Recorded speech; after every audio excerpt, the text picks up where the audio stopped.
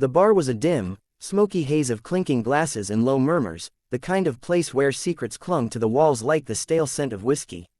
It was a late summer evening in a nowhere town off Highway 17, where the neon sign flickered, Rusty's Roadhouse, in a tired, buzzing rhythm.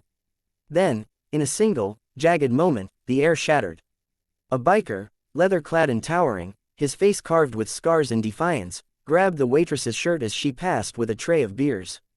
The fabric tore with a sickening rip, exposing her shoulder and chest to the flickering light.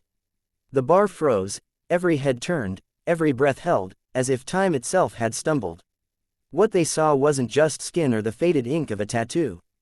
It was something raw, something that clawed at the heart of everyone watching, something that made the biker's hand drop and his eyes widen with a horror that silenced the room. The waitress, Lily, stood trembling, her face a mask of shame and fury, but it was the mark on her skin, a jagged, brutal scar, etched like a story no one wanted to read, that held the bar captive. If you believe in kindness, second chances, and the power of a story to change hearts, please hit that like button, drop a comment, share this video, and subscribe to Gentle Hearts. Let's spread the light together. Lily wasn't supposed to be here. She was 32, with chestnut hair that fell in loose waves when she let it down, which she rarely did.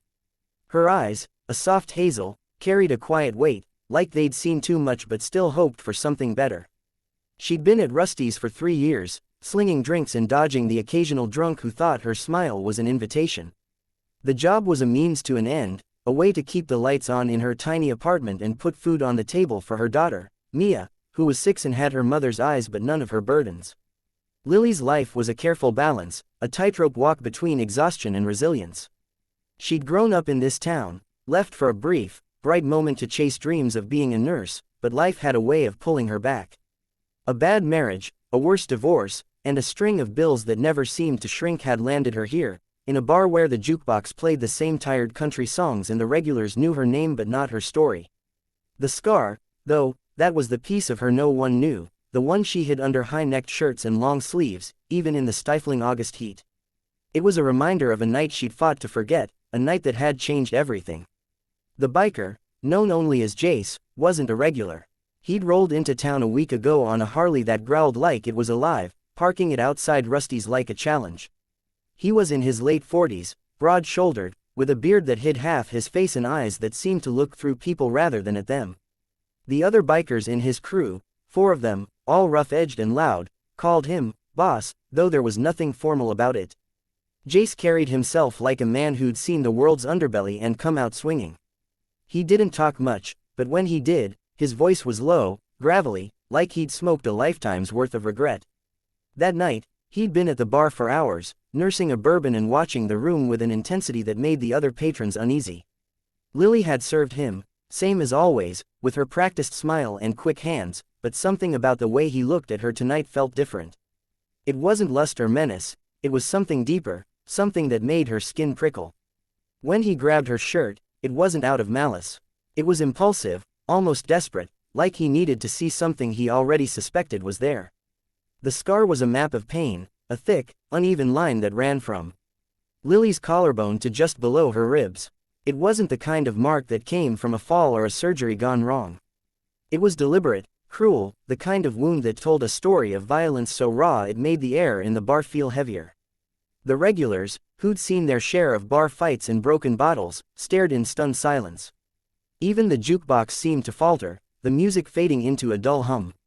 Jace's hand hung in the air, his face pale, his eyes locked on the scar like it was a ghost he'd been chasing for years. Lily, her tray now scattered across the floor, yanked her torn shirt back over her shoulder, her cheeks burning with humiliation. She wanted to scream, to run, to disappear, but her feet were rooted to the spot. The bar's owner, Rusty, a grizzled man with a limp and a temper, started toward Jace, his fists clenched, but Lily raised a hand to stop him. She didn't know why. Maybe it was the look in Jace's eyes, the way they weren't cruel or mocking but broken, like he'd seen something in her scar that mirrored a wound of his own. The moment stretched, taut and fragile, until Jace finally spoke, his voice barely above a whisper. "I'm sorry," he said, and it wasn't just an apology for the shirt. It was something bigger, something that made Lily's chest tighten. She didn't respond, she couldn't. Instead, she turned and fled to the back room, her heart pounding, her mind racing with memories she'd buried deep. The bar slowly came back to life, murmurs rising, glasses clinking again, but the air was different now. Something had shifted, like a crack in the foundation of the place. Jace sat back down, his hands shaking as he reached for his drink, but he didn't touch it. His crew exchanged glances, unsure whether to defend him or distance themselves. Rusty, still glaring, muttered something about calling the cops, but he didn't move. Everyone was waiting for something, though no one knew what. Lily's story wasn't one she shared. The scar came from a night 7 years ago, when she was still married to Tom, a man who'd seemed charming at first but turned into something else entirely. He'd been a mechanic, good with his hands, but those hands had turned against her one night after too many drinks and too many arguments. The knife had come out of nowhere, a flash of steel in the kitchen light, and Lily had barely made it out alive. She'd left him that night, blood soaking her shirt, Mia crying in her crib. The hospital, the police, the restraining order, it had all been a blur. Tom was gone now, locked away, but the scar remained, a reminder of how close she'd come to losing everything. She'd rebuilt her life, piece by piece, for Mia's sake, but the weight of that night never left her. She carried it in her silence, in the way she flinched at sudden movements, in the way she avoided mirrors. The bar was her refuge, in a way, predictable, controlled, a place where she could be invisible. Until tonight. Jace, too, had a story he didn't tell. He'd been a soldier once, a lifetime ago, before the road and the bike and the scars that weren't just on his skin. He'd seen things overseas that haunted him, things he'd done and things done to him. The worst was a mission gone wrong, a village caught in the crossfire, and a girl who'd looked at him with eyes he couldn't forget. She'd had a scar, too, not unlike Lily's, a mark of a world that didn't care who it broke. Jace had left the army, left everything, and taken to the road, running from memories he couldn't outride. He'd seen Lily's scar in a fleeting moment a few nights ago, when her sleeve slipped while she wiped down the bar. It had haunted him, pulling him back to that village, to that girl, to the guilt that gnawed at him like rust on metal. When he grabbed her shirt tonight, it wasn't to hurt her, it was to confirm what he'd feared, to see if the past had followed him here. The next few days at Rusty's were tense. Lily worked her shifts, her shirts buttoned higher, her eyes avoiding Jace's corner.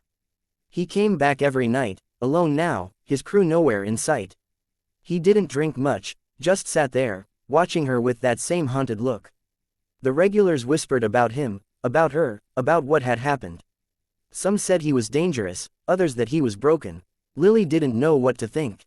Part of her hated him for what he'd done, for exposing her in front of everyone. But another part, small and quiet, saw something in his eyes that felt familiar, like he was carrying a weight as heavy as hers. She didn't want to care, didn't want to feel anything for a man who'd humiliated her, but she couldn't shake the memory of his apology, the way it sounded like it came from a place deeper than words. One night, a week later, the bar was quiet, the jukebox broken, the air thick with the threat of a storm. Jace was there, as usual, his bourbon untouched. Lily was wiping down tables, her shift nearly over, when he stood and approached her. The bar tensed again, but he didn't grab her this time. He held out a folded piece of paper, his hands steady but his eyes nervous. "I wrote this," he said, his voice low. "It's not much, but it's for you."